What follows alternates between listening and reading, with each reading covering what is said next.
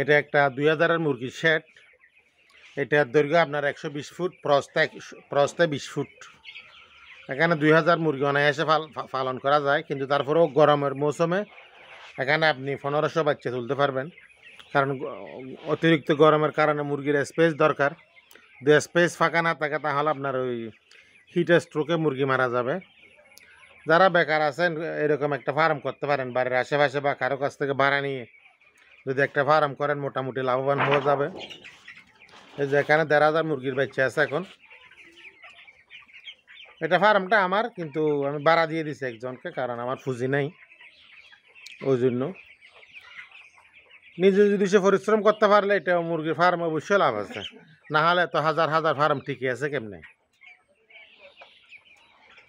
এই যে এটা এটা একটা সুন্দর ফার্ম, চারিদিকে গাছগাছালিতে ভরা।